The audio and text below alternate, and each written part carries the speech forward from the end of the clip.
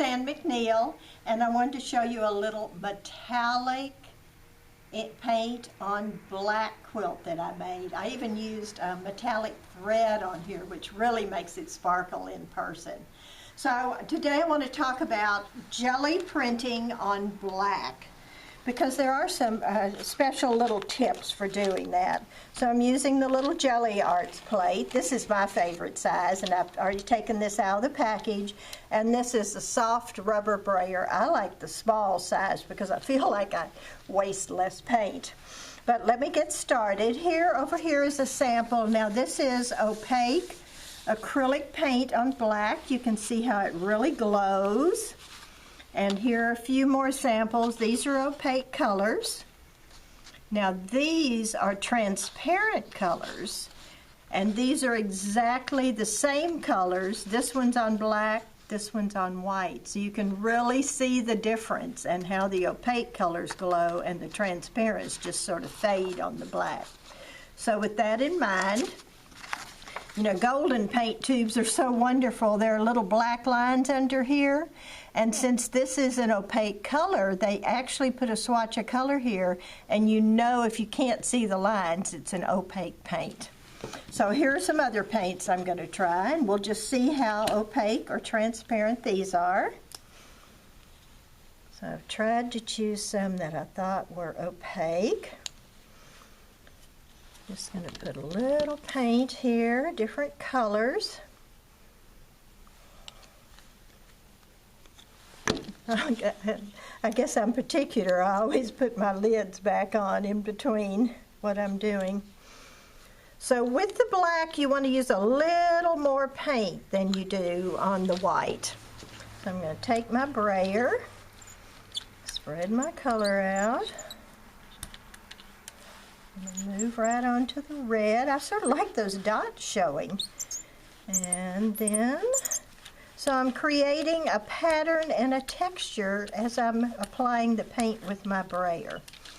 So now I'm going to take some black paper and lay it right on here. I don't need a special tool or anything. I can just use my hands to rub that. And when I pull off the color, oh, aren't those brilliant and beautiful? So I can go ahead and apply a second coat and maybe a different texture after that dries.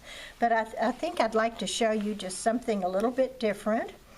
So I'm going to add a little more color.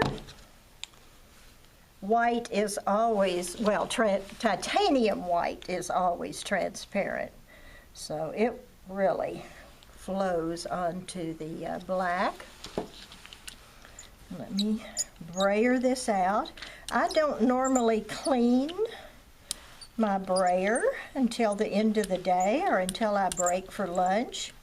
I just sort of like all those colors smudging together and creating their own artwork. I have a few textures here. Here's a little fence, a little rabbit fence. Here's a stencil. And here's a piece of ribbon. So I can just lay those right there on top of that wet paint. Again, I'm going to center my paper here. And rub that down real good. Often when I have textures, I really like to peek and be sure that that paint is picked up. Isn't that beautiful? All those textures. That one's almost frameable. So now I'm just going to take these to the side. And you know, I have quite a bit of paint on here, and I really like those textures that are still on there. So I'm just going to brayer my paint to spread it out a little bit. And this time, I'm going to take a little combing tool and comb right through that paint. And now I can take my black paper, lay it on here. Again, going to rub that real good. I had a second piece of paper. Isn't that an interesting texture? Just that simple combing. So I'm going to lay this over here to dry. I think I can lay it right on those tubes. I'm going to print one more thing with the opaques. So I'm going to add just a little more paint. Seems like we need a little paint here. Getting a little bit thin. Now you see there's some color underneath this white. So this will be interesting because often with the Gelli plate printing, it will pick up the texture or color that's underneath. So here's a little black tote bag. Someone gave it to me, but I'm not crazy about that, that word on there. So I'm just going to lay this on top. Again, exactly like I worked with the paper. Just rub that down. And when I pick that up, voila, we have a nice white area. So I'm going to let that dry a little bit, and then I'm going to come back and print something else on top of that. So I'm going to let that sit there. Now I have a lot of white here, so now I want to discuss the metallics, because the metallics are really spectacular on the black. So here are a few metallics that I printed. So when I talk about after that first coat dries, you can come back and do another coat. You can see this is silver squares printed on top of gold, solid. This is copper circles printed on top of a, I think it's a silver background. So again, I want to show you the difference in the black. Here are the silver, gold, and copper printed on black.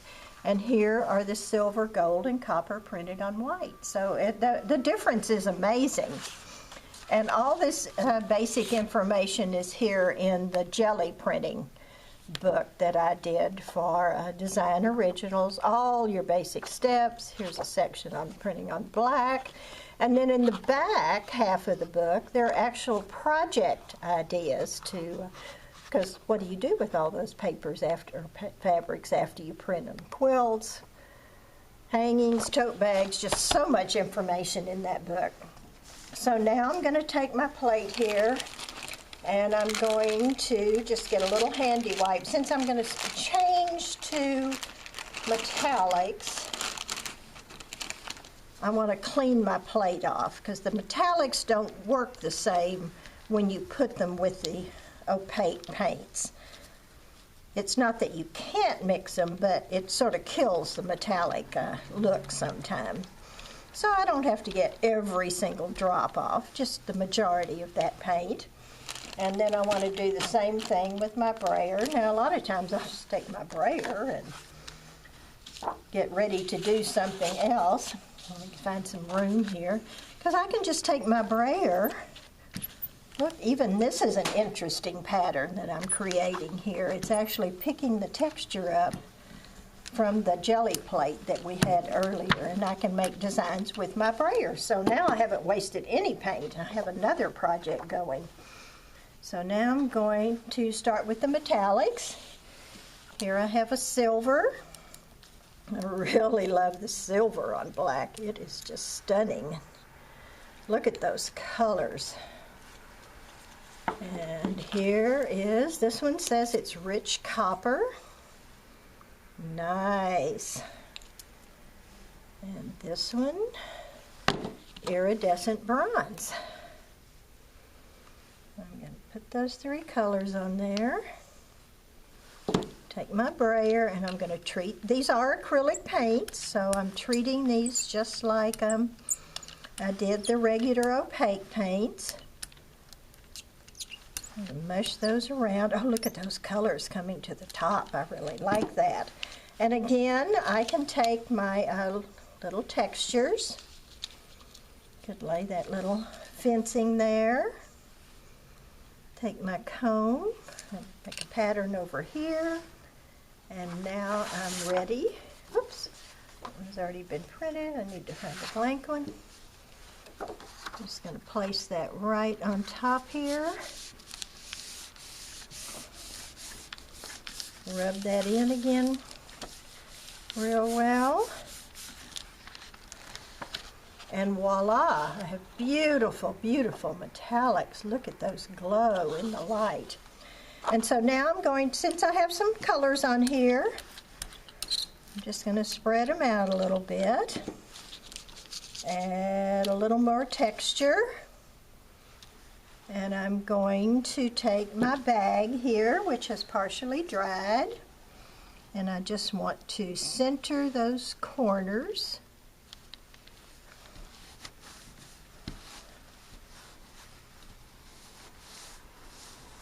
I can print a second layer right on top of that white. And once that dries, I could go ahead and add more color on top of that. So let me just, in closing, show you a little t-shirt here. So this was all done with the metallic acrylic paints. It has a nice touch to it. It's just beautiful. So hope you enjoy your Gelli printing.